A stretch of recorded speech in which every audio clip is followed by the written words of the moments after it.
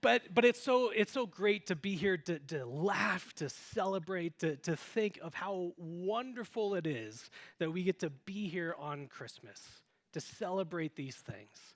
As I was thinking this past week of what is so special about this time of year, what is so unique about it, what are some of the things that we do? I kept thinking about a sentence that tends to get asked. So the gifts have been opened. The torn wrapping paper is all over the floor. The screams of joy and delight have died down, let alone how your kids reacted to what they opened as well. All of this has happened, and then there tends to be a question that we ask, maybe mid-morning, early afternoon. And it's the question of, did you get everything you wanted? Did you get everything you wanted?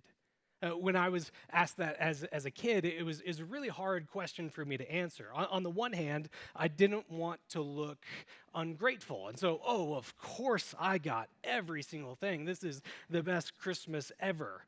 On the other hand, I was ungrateful.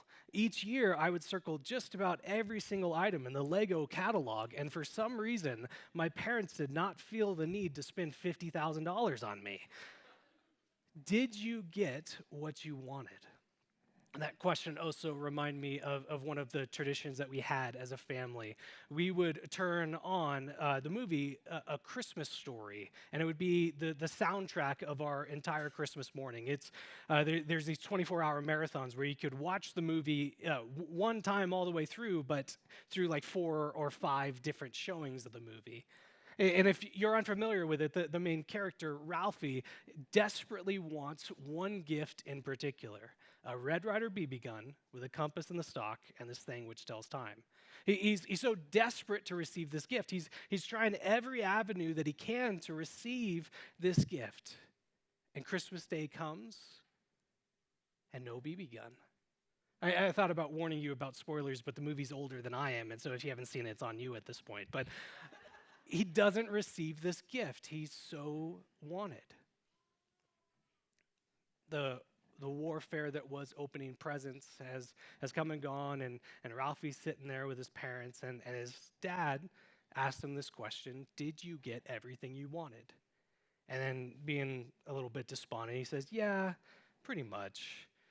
And his dad fairly dismissively says, well, that's life. Maybe next year. As if this kid did not spend the entire movie doing whatever he can for this gift, to just throw it away like that. But then the dad sits up. Say, what's that over there? Over there behind the desk. And Ralphie goes and he pulls out this one last gift, and it is an official Red Ryder BB gun with a compass in the stock and this thing which tells time. And there's so much joy that we get watching this longing that this kid has had for this particular gift, and all the setbacks throughout, but so desperately wanting this thing, to see the joy, the pure awe on his face opening up these gifts. This gift is so beautiful. And I think that we love to give gifts. We love moments like that, to see the picture on someone's face, to see just this pure delight and joy on someone, to finally have a positive answer to that question, did you get everything you wanted? Because the thing of it is, we ask that question all the time, whether we know it or not.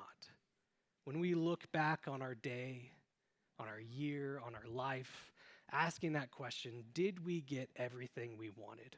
Maybe as we're walking away from a situation and replaying it in our head, we had a conversation that we needed to have with this person, and it went completely sideways. Maybe it turned into an argument, and we asked that question. We debrief it. Did it go the way that we wanted to go? Did we get everything that we wanted in that moment? Or maybe coming into this year, we had plans.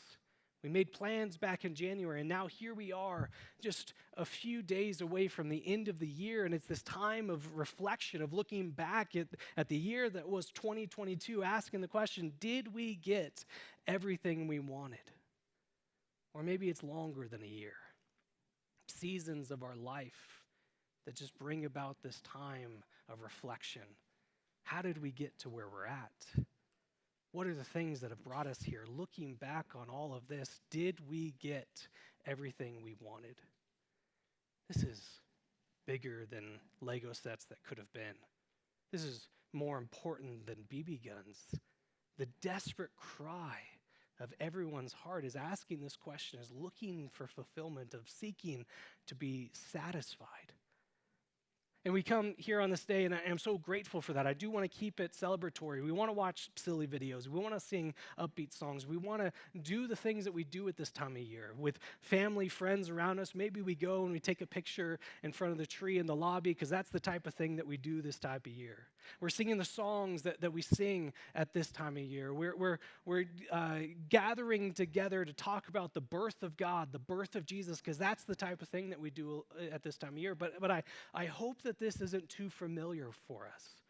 I hope that these practices that we've done, that they don't take away from what it is that we're doing, the specialness of this season. It's like this quote that I found that I really liked. It says, "Our familiarity with the Christmas story could unwittingly, could unknowingly cause us to miss the unexpected wonder, shock, and newness that accompanied these events at Christmas." Because we know the story, or if nothing else, we heard the story wonderfully read for us a little bit ago, so thank you for that, Downies. We've heard the story of what it is that we celebrate at Christmas. For unto us a child is born, a Savior, Christ the Lord. That God has entered into human history. As we are people who need salvation, has brought the means to be saved. That he has come into human history to bring that. That is what we celebrate here. And so I don't want us to miss just the wonder that is the birth of Jesus. So I want to camp out on one idea. As people who are desperate for satisfaction, who are constantly asking that question, did we get everything we wanted? Did things go the way that we were expecting? Did we get satisfied? As people are looking for satisfaction, as we look at the birth of Jesus, we see the simple truth. The birth of Jesus brings satisfaction. As people who are desperate for fulfillment, looking whatever it might be to bring comfort, to bring wholeness, whatever it might be that brings satisfaction to us, what we see in the birth of Jesus is that it brings satisfaction. So to look at this point, I want to take us to a part that might be a little bit unexpected for the story of Christmas as well. We read from Luke 2, that tends to be a common Christmas passage. So I want to take us to the book of Isaiah in chapter 55, Isaiah 55. So the book of Isaiah comes hundreds of years before the birth of Jesus, and yet it makes these promises, it makes these prophecies. It says what it is that God will do to bring satisfaction, to bring salvation, to bring comfort and joy and peace to his people. It makes these promises hundreds of years before Jesus. So it shows us what it is that is done in his birth. But in Isaiah 55, we have this incredible promise from God to his people. This is what it says. Isaiah 55, verse 1. It says, "Come, everyone who thirsts, come to the waters. And he who has no money, come, buy and eat. Come buy wine and milk without money and without price. Why do you spend your money for that which is not bread, and your labor for that which does not satisfy? Listen diligently to me, and eat what is good, and delight yourself in rich food. Incline your ear and come to me. Hear that your soul may live, and I will make you an everlasting covenant, a promise, my steadfast sure love for David. Behold, I made him a witness to the people, a leader and commander for the peoples. Behold, you shall call a nation that you do not know, and a nation that did not know you shall run to you, because of the Lord your God and of the Holy One of Israel, for he has glorified you." I want to make just a couple observations here. First of all, do you see the invitation that is on offer? How many times does it say, "Come"? Come, you who are thirsty. Come, you who are hungry. Come, the doors are open for you. Enter in. This is freely offered to all of you. And think of how many times that we sing this same thing at Christmas. How many of our carols, how many of our songs have this similar invitation? Come. This is on offer. This is for you. I mean, we sang it earlier this time together. Come, all ye faithful. Oh, come, let us adore him. The doors are open. This invitation is out there. Come. You ever have those moments where you're opening up a door and maybe it's locked, or for whatever reason it doesn't seem to budge, and that there's that little bit of anxiety that goes through, like, I thought this was supposed to be open. Like, am I doing something wrong? All my years of opening doors has prepared me for this moment. Why is this not working now? Or those times when you walk into a place and you're not supposed to be there, but you didn't realize it, but you know immediately once you get those weird looks at you. Or someone asks you the question, can I help you? Which sounds really nice and polite, but actually means you're not supposed to be here, you need to leave. That's not what God says to his people here. Come. The doors are open. The invitation is freely given. So no matter who it is, no matter what we have done, this invitation is there. Come all who thirst. Come all who are hungry. Come all who have nothing or feel they have nothing. Come all who are weary. Come all who are not satisfied. The doors are open. Come. The invitation is there. Come. So this invitation, the doors are open. That's great, but what is on the other side?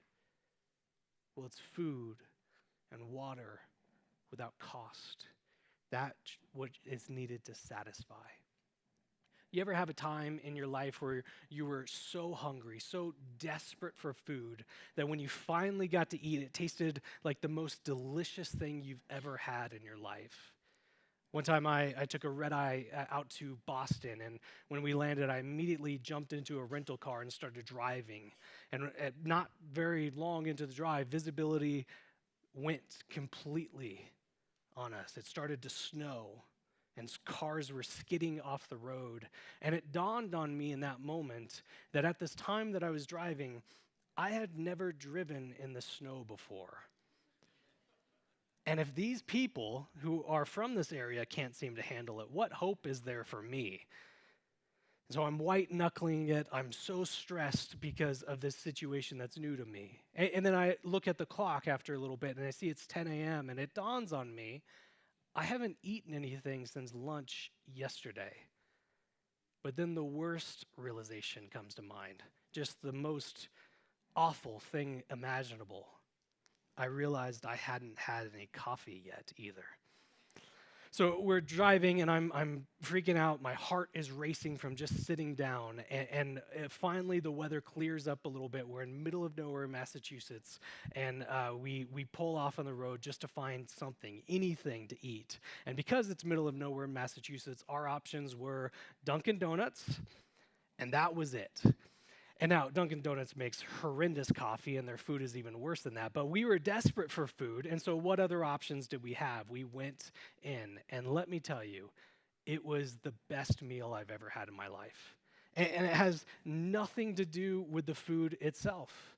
But it's because of that situation that I was in. I was stressed. I was so worried. I was so hungry. And so finally finding that bit of relief, finally finding that little aspect of satisfaction, well, it was so, so wonderful. And what is told of us here, all who are hungry, all who are thirsty, come and receive. But it's not just offering something that's barely nutritious, that's barely fit for human consumption, like Dunkin' Donuts. It is instead saying, come and eat rich food. Come and eat what is good. It's people who are desperate, who are longing to be satisfied and being met with abundance, with a feast, with something beyond compare to what they've ever gone through in their life. What is on offer doesn't just meet needs, it surpasses that. It is all satisfaction on here. Come, the doors are open for you to find food and water without price, without cost, fulfilling all what delights, all what satisfies. Now, I could share that story about an instance where I was desperate for food, but very rarely am I wondering where is my next meal coming from. It's certainly a concern for some people, but it's not one that often comes to mind. Same with water. I get thirsty, sure, but there's often a variety of ways to, even just in this building, there's a variety of ways to quench my thirst, a variety of places where I could find water. We have bottles of water here. We have a drinking fountain. We have sinks. We have toilets, all kinds of places to find water. And yet this passage still speaks to us. This invitation to come and be satisfied is still offered to us, regardless of what it is that we are craving, regardless of what it is that we are needing. Yes, this promise of food and drink is an incredible one to those who are hungry and thirsty, and yet it surpasses that. All who are desperate, all who are looking for satisfaction, come. Come, all who are lonely. Come, all who are unfulfilled. Come, all who are lost. Come, all who are overwhelmed. Come, all who feel so aimless. Come, all who have doubts, second guesses, concerns, fears, hurts, losses. Come, all who are satisfied and find not just your needs being met, but surpassed beyond what could be imagined. Come, all who are desperate. For God has offered this here. And the true wonder that is Christmas, the true beauty of what it is that we celebrate, is that the means of that satisfaction, this invitation that's put on offer, this promise that's said in Isaiah, comes true at the birth of Jesus. That the means to find this satisfaction, the means to find this fulfillment comes not because we have figured out some special formula, or we've gone through the right door, or we've done enough to earn something. That's not what it is at all. We are able to receive this satisfaction because the God of the universe comes to us. That he is born to us this day as a Savior. That he has drawn near to us so that we can find the satisfaction we are so desperate for. In the building up to the birth of Jesus, God speaks to people in a variety of ways, and he's showing what it is that he's accomplishing. He's showing that his promises are being kept. He's showing what it is that he is doing at this time. And he speaks to Mary, who will give birth to Jesus, and makes this incredible promise of who she will give birth to. And she questions, how is this possible? How can this be? And she's given this sign that you can trust that this birth will happen. You could trust that the Savior of the world is coming. This eternal King, Christ, is being born through you. You can trust that because you have this relative who's going through a similar miraculous birth. So she goes to see this relative. She sees that it's true, and it dawns on her that all that's been promised to her is true as well. And she sings this beautiful, incredible song that I want to read for you. This is how Mary responds to seeing what it is that God will do, the promise that he will keep in this birth of his son. This is Luke 1, verse 46. And Mary said, "My soul magnifies the Lord, and my spirit rejoices in God my Savior." She is praising her God. Why? Because he has looked on the humble estate of his servant. For behold, from now on all generations will call me blessed. Because he who is mighty has done great things for me, and holy is his name, and his mercy is for those who fear him.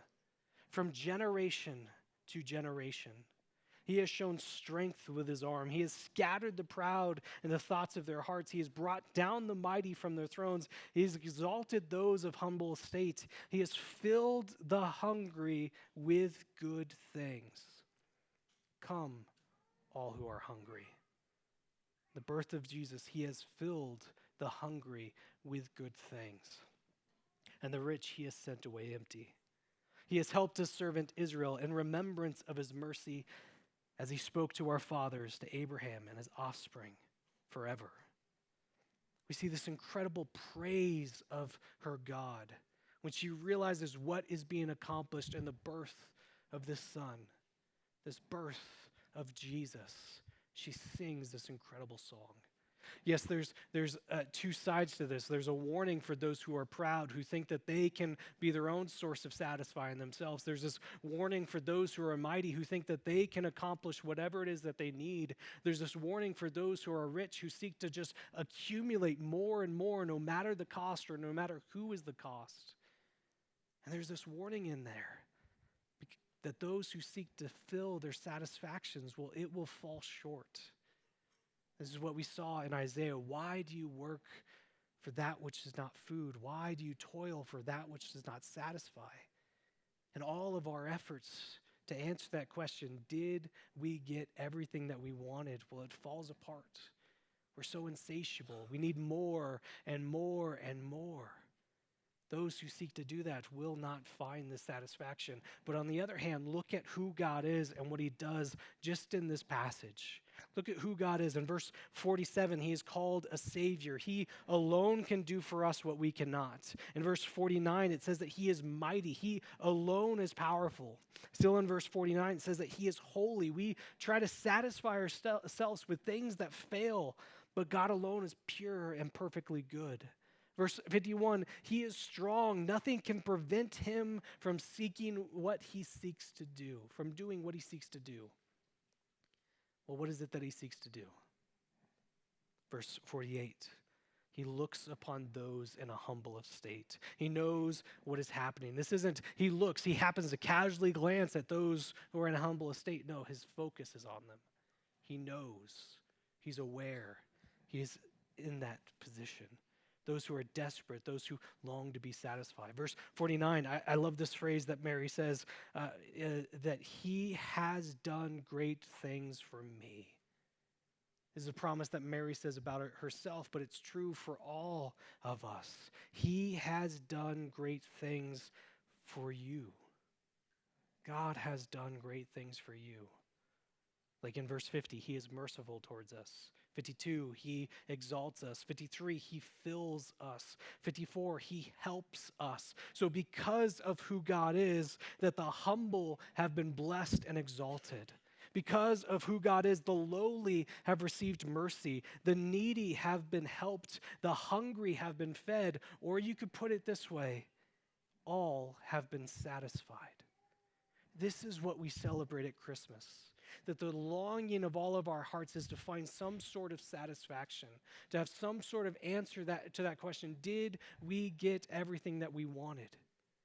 And the routes that we've tried, things that we've tried to accomplish for ourselves, it needs more and more and more, and yet Jesus draws near to us. Jesus is born to us, the means of all satisfaction. God that was on high comes low to be with us. He moves from a throne in heaven to a feeding trough. He moves from the company of angels to being visited by dirty, smelly shepherds.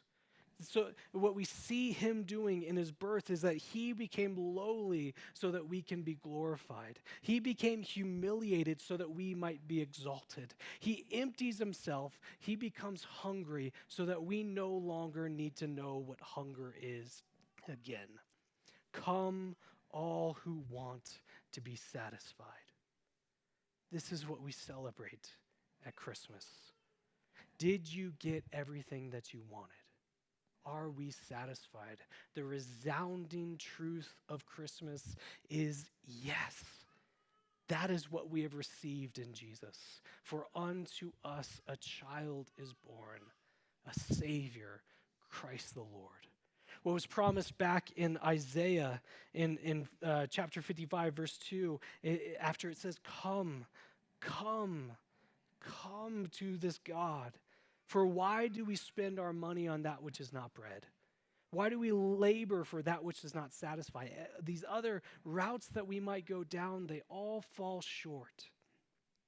What is on offer here? Listen diligently to me. Eat what is good and delight yourself in rich food. That is what is on offer at Christmas because of Christmas. The means of satisfaction are all right there. Delight beyond what we can imagine. Compassion hitherto unheard of. Direction for the lost. Hope for the hopeless. Satisfaction beyond compare. And all of this comes because of what we saw Mary sing. He has done good things for me. That is what is accomplished on Christmas. God has entered into this world to do the ultimate good for us, to bring the ultimate fulfillment of our needs and desires and longings. He has done good things for me. He has done good things for you. Jesus came into the world for you. And because of that, what we long for, what we most desire, what we are all seeking, it can be found. The birth of Jesus brings satisfaction.